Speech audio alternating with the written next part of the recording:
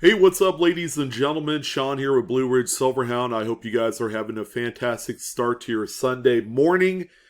We got another Sunday upload. I feel like that this is going to be the case between now and the end of the month, and let me tell you why. Things are quite busy in the good old Blue Ridge Silverhound home front as we're gearing up to the upcoming June 29th to July 1st Tulsa, Oklahoma coin show and YouTube numismatic influencers, whatever you call it.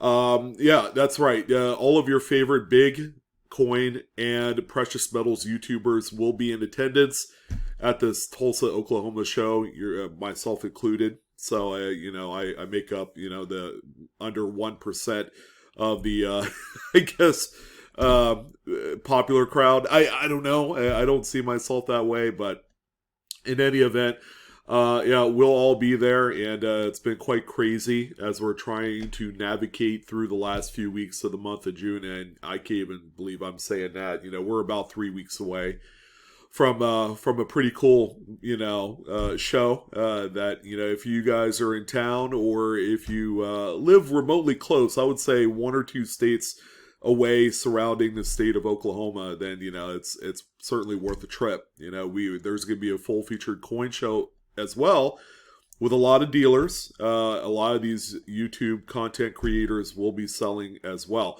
So you might be seeing pocket change market reports drop either on a Saturday night or Sunday morning between now and that event coming up at the end of the month. So I just want to let you guys know that. Sorry to kind of throw a good old monkey wrench in the proverbial fan.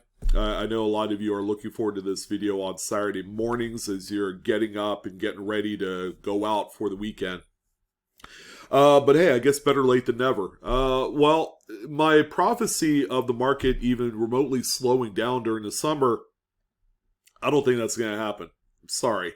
Which is good news for a lot of people. When the market and the hobby itself continues to plow on through in any given month of the year, that is longevity, my friends, and that's staying power. Okay, and that says a lot of where we're at today in the hobby. I think, owing it all to just a myriad of U.S. Mint screw-ups coming out of that facility and into circulation certainly helps. Along with a lot of pretty nice auctions and things like that. eBay just continuing to crank out a lot of pretty phenomenal errors and varieties, all in which that we're going to talk about today. But yeah, I think it's going to be business as usual. So let's go ahead and call it that.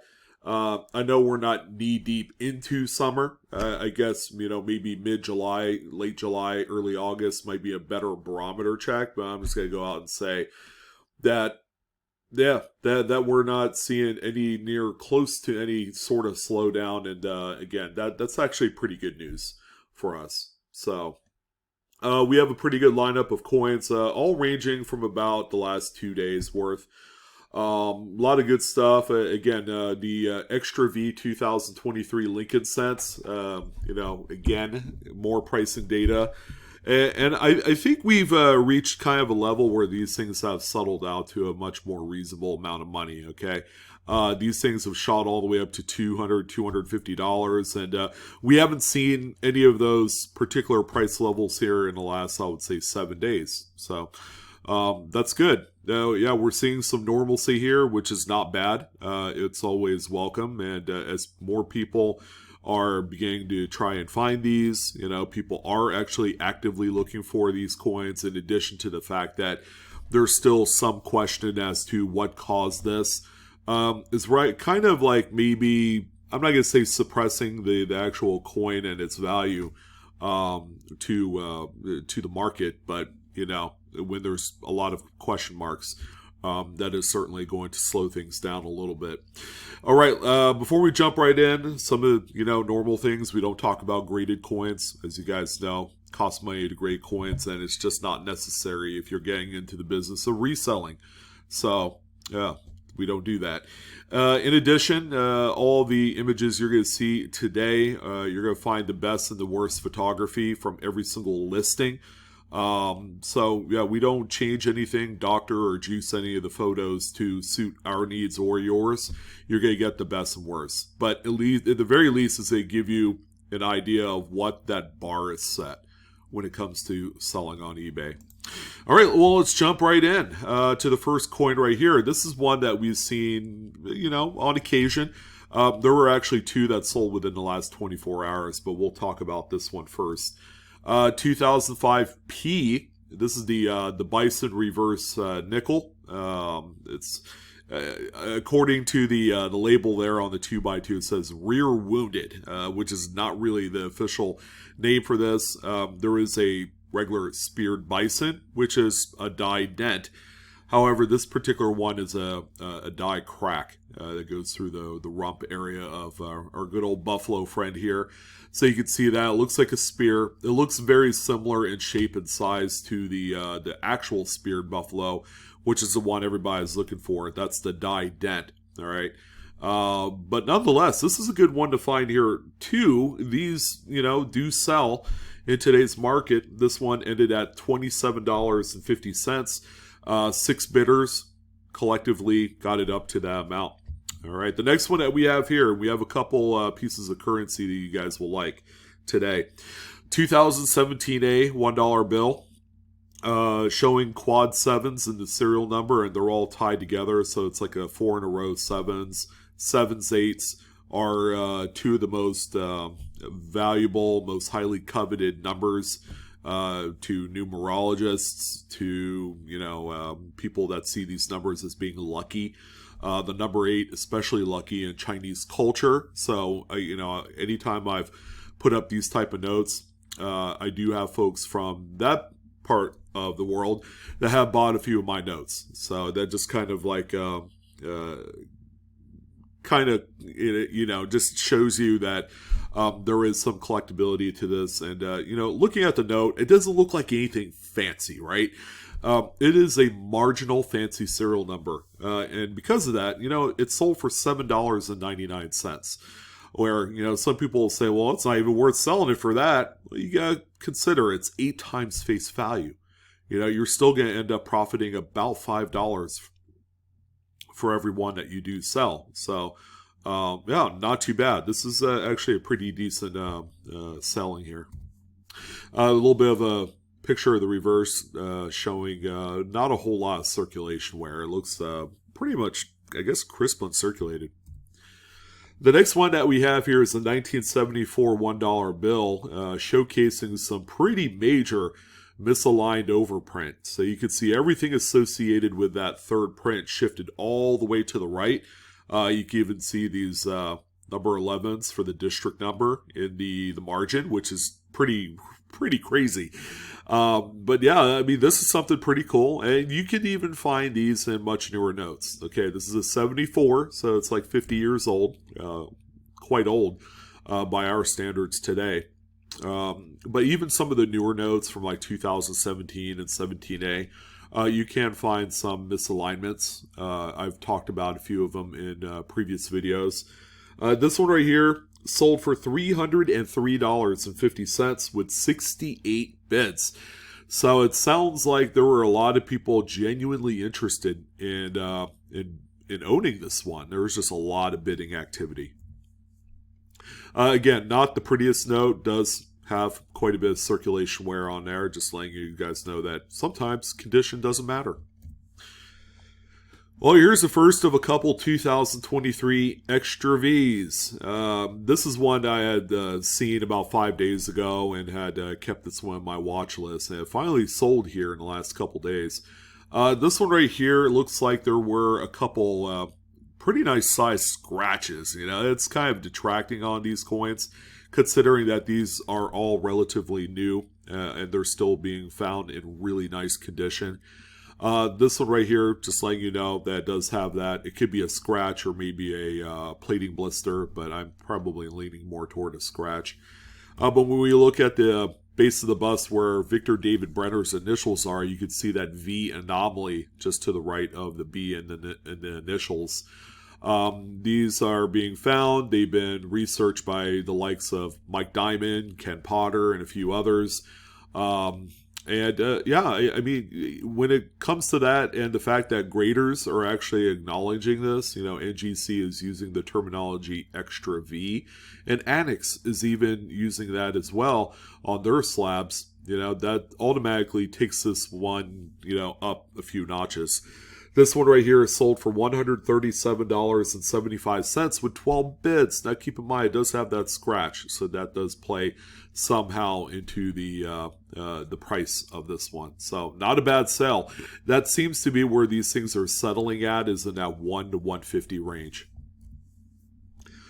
Probably one of the coolest coins for today's list is an 1853 seated Liberty half dollar with rays on the reverse.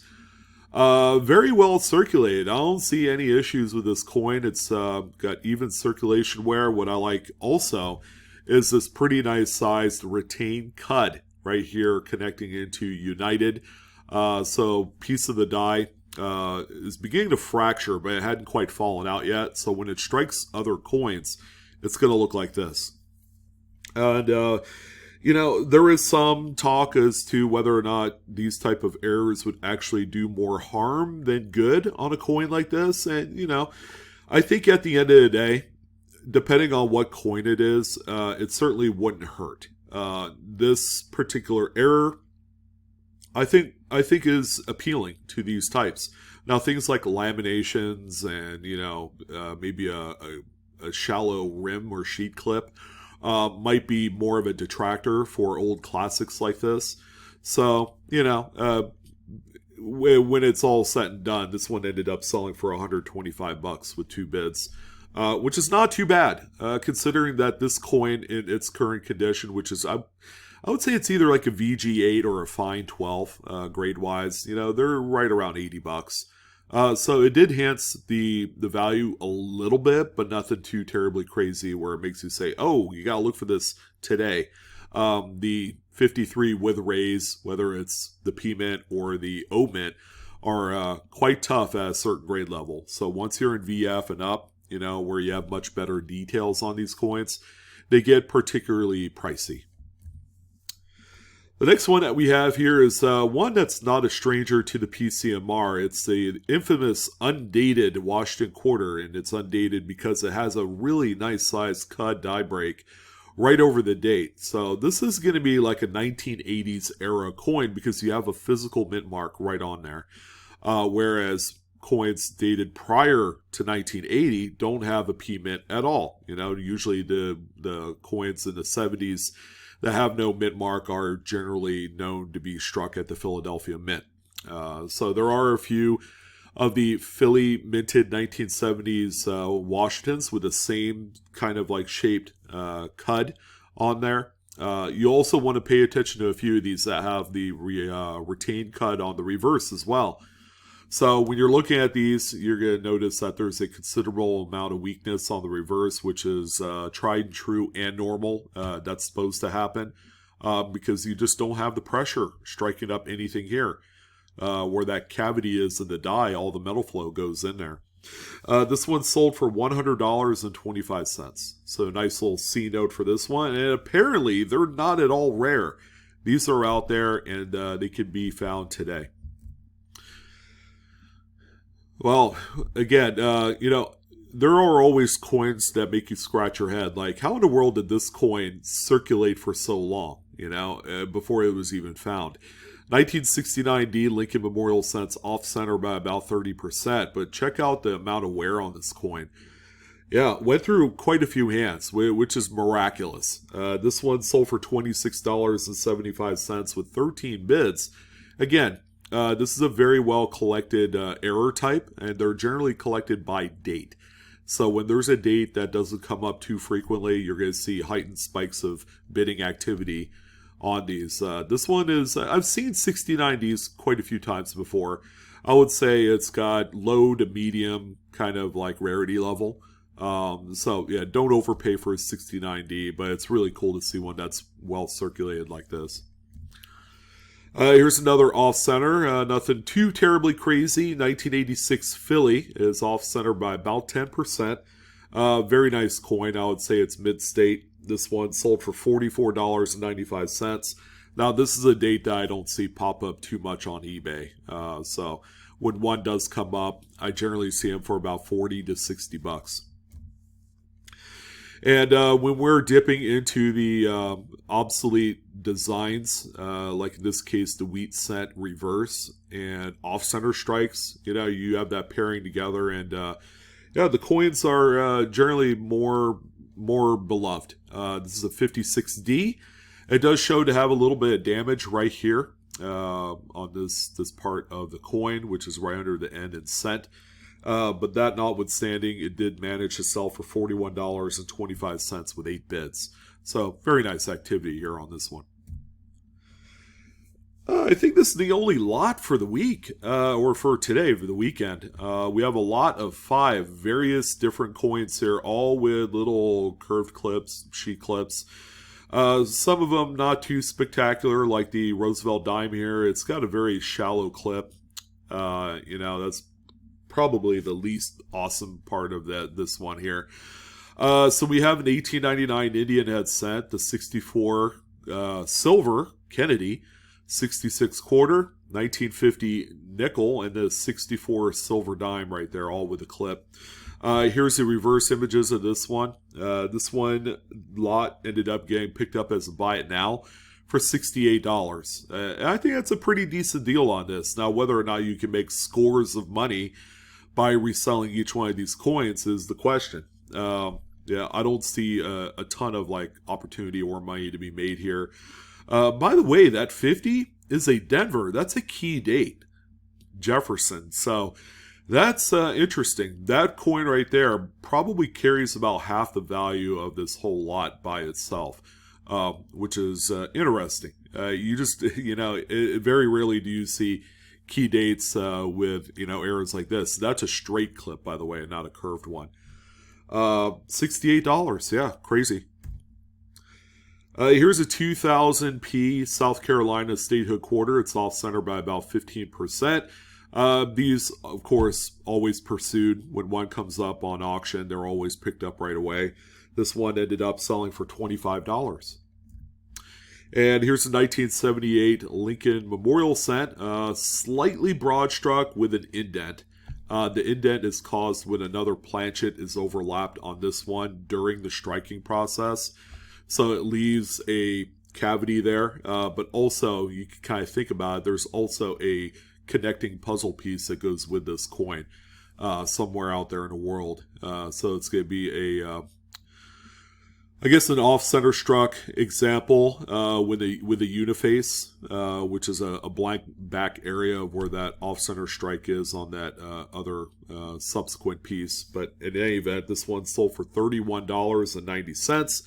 Very nice amount of money. That seems to be the going price for these right now. The first not too crazy looking photo is this 1944 silver war nickel. It looks like there's 2 coins, but in reality it's one. This coin was a clamshell lamination that had split completely in half. So what you're seeing is the second backside of the reverse there with the actual interior part with the striations and what it looks like.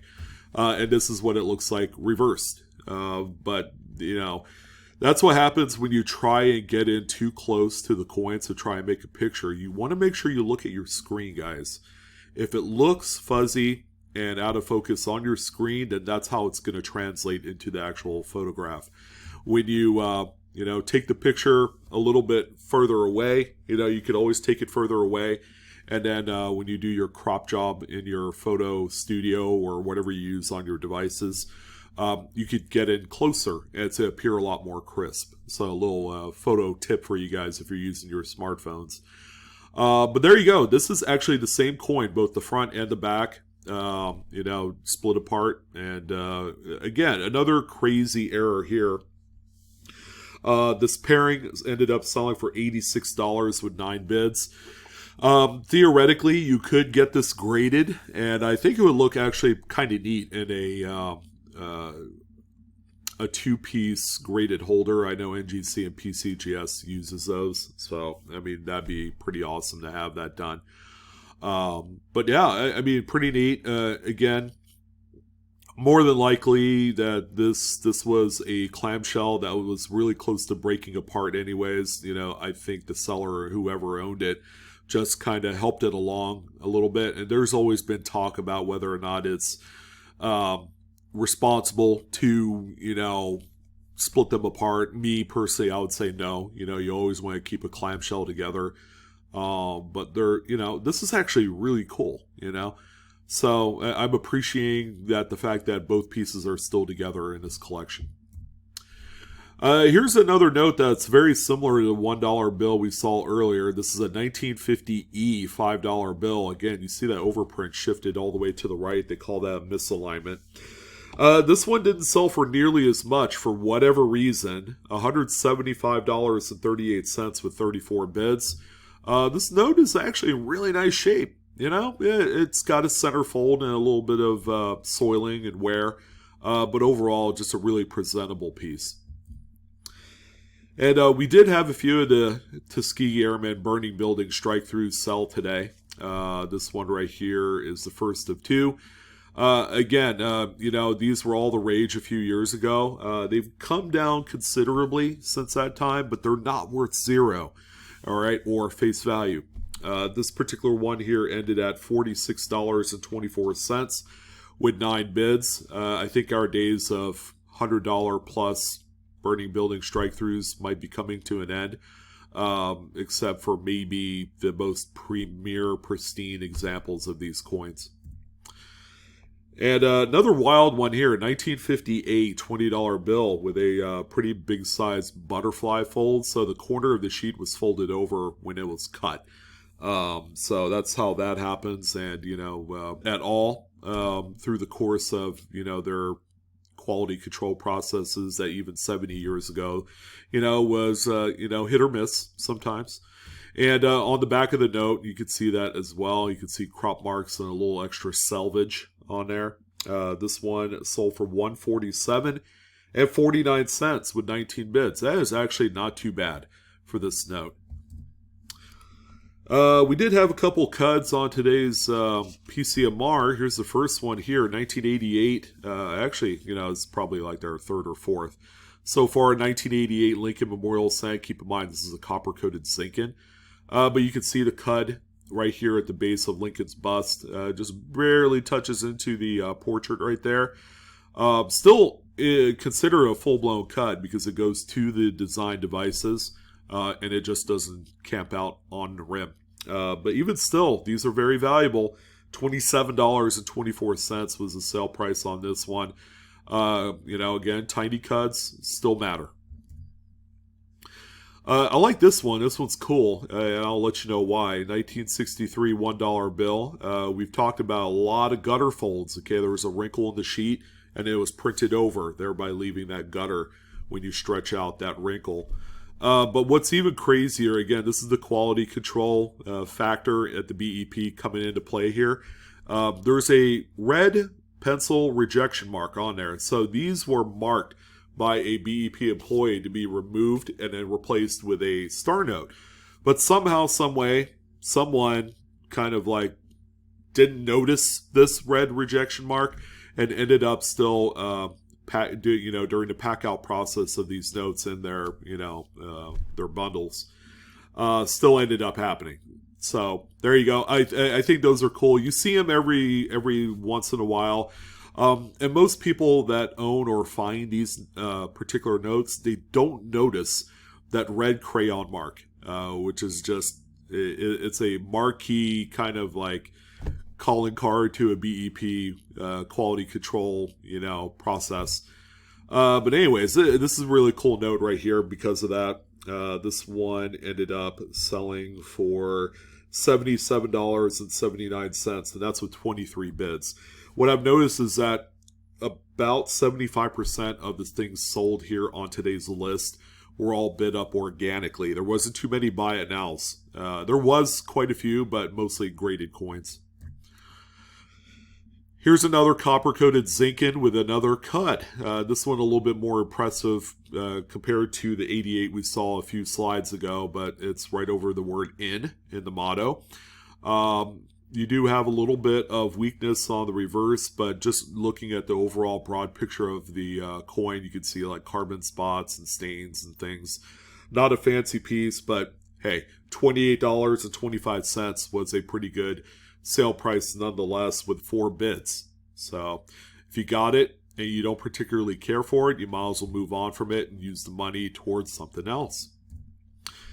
Here's another one here, 1983p. You can see the cud right here in this area, which is where Felix Schlage's initials are. So Felix Schlage, my friend, you have disappeared off this coin for now. But yeah, that's your cud right there. This one sold for $39.62 with 7 bids this time.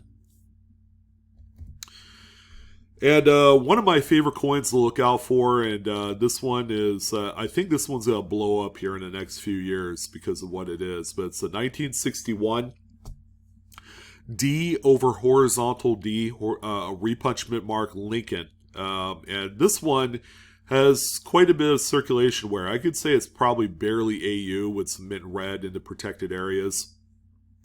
But even a coin like this in this condition is still worth finding. I know these coins in much higher grades can get up to, $50, $75, even as high as $100 for some nice gemmy examples. This one right here, in case you need a little refresher, you can see the horizontal D underneath the primary Denver mint mark. So just a little bit of a boo-boo by a mint employee who didn't quite orient the mint mark correctly the first time around and had to shift it around 90 degrees to get the proper punch there. $12.11 for this thing with 5 bids, which doesn't seem like a whole lot, but keep in mind, if you come across one in any condition, $10 is usually the floor on these, and they're actually quite common too. There are quite a few of these. I've found my fair share in circulation. Considering I'm on the West Coast, I do come across a lot of 1961 Denvers. And not a great looking coin. This is kind of like our nightmares when it comes to owning the current generation copper coated zinc planchet coins from 1982 all the way up to the current date. This thing is dying a slow death. You can see just ruptured areas where the exposed zinc is coming through on the edge. So yeah, the coin is definitely problematic. If this were graded at a grading company, it'd probably come back corroded or something to that effect. But it's always a heartbreaker to find a coin like this. However, if you could still flip it today for a decent amount of money, I would do so. And what exactly is that, might you ask?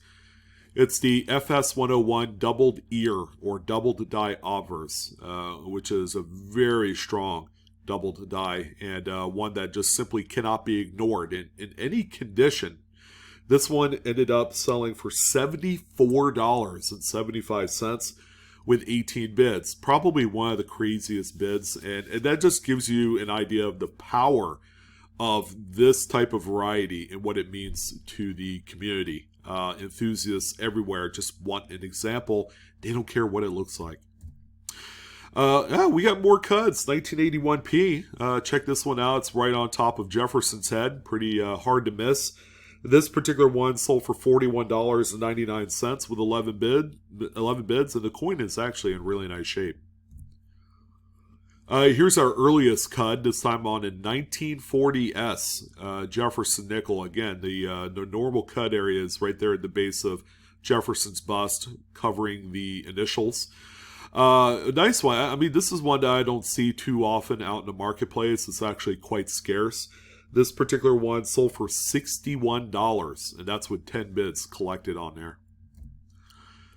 Here's our other burning building strike through on the Tuskegee Airmen. Unfortunately, this particular coin has some counter wheel damage on the obverse. You can see the circular scrape pattern on there. So this was probably a roll ender at one point.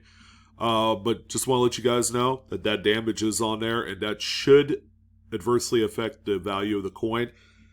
However, in this case, this one sold for more than the other one at $50.49 with 7 bids.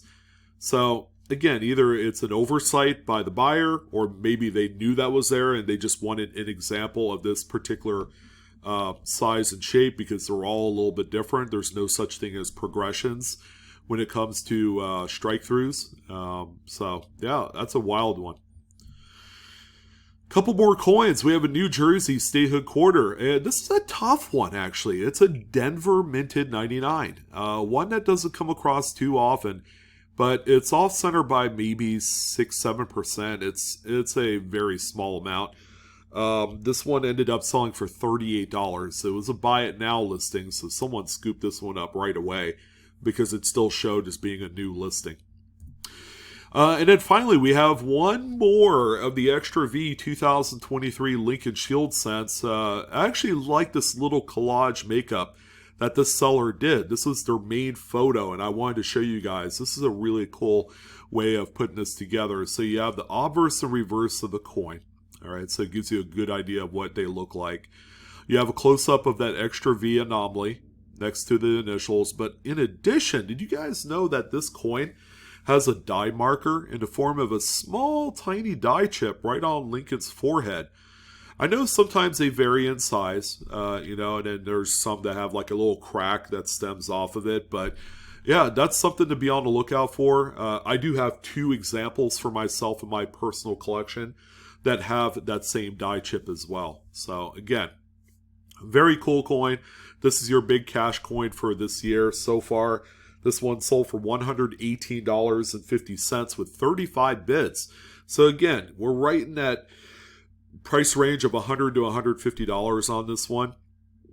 Things are beginning to tighten up as far as where these are landing price-wise. Again, we're not seeing any more of the $200 plus coins unless it's like a graded NGC or Annex example that's a 67 or higher.